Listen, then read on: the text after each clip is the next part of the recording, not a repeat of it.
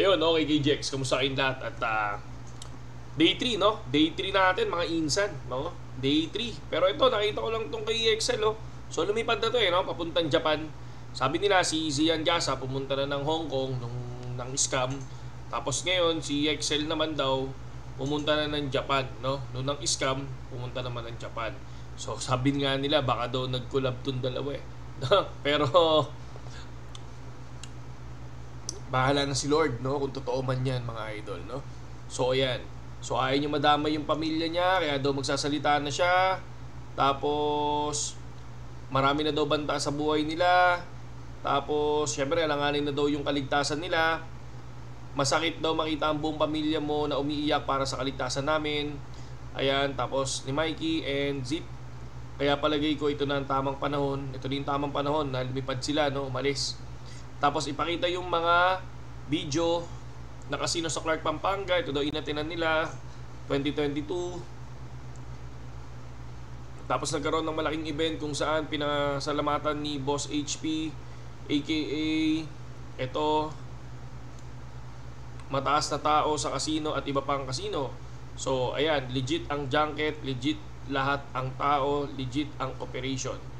Hindi yan mapipeke ng kahit sino dahil hindi ka magkaka-branch ng isang casino na legal para magka-junket kung illegal ito. Yan ang pagkakaalam namin lahat ayon sa nakita ng mga mata namin nung panahon na yun. So ayun na ang humusga dito, mga idol, no? Pero wala na, yan, no? So ginawa niya yan, syempre. Kumbaga kumuha kayo ng pera sa mga tao, sa mga OFW, syempre dapat lutasin nyo, mga lods, no? Ito na, mga insan, nag-push up na si ZZ Binance. So ibig sabihin ng push up niya, aangat na ba ang BTC?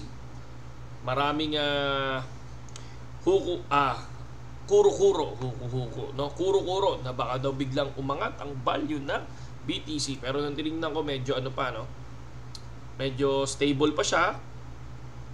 Hindi pa ganoon, mga idol. Pero lagi nyo tatandaan huwag kayo makukuha sa hype, mga lodi, no? Huwag kayo makukuha sa hype, mga idol, no? And then ito na ang day 3 natin, mga idol, sa pagbili ng ADA. So ADA and Dogecoin. So meron tayong 19.8 USDT, no? Ang gagawin natin diyan ay ibibili natin ng token. So punta tayo spot. Yan, bagal lang ating internet, mga lods, no?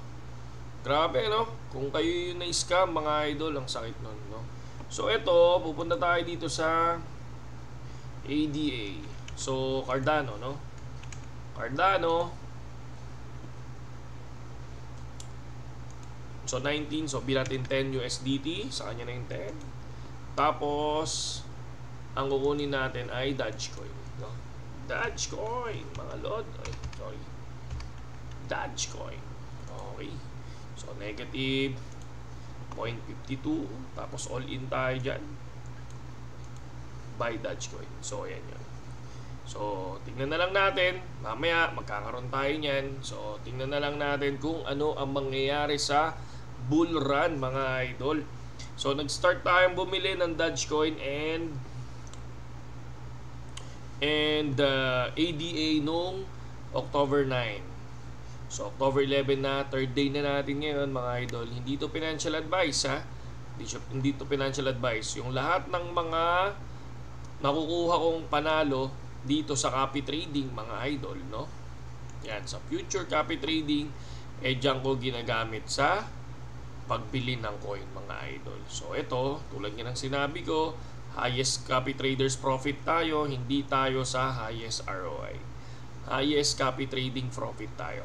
So panoorin nyo na lang, mga idol, ang aking tutorial. Okay? Nandiyan yung tutorial natin, mga lods. Pakita lang natin sa ating YT.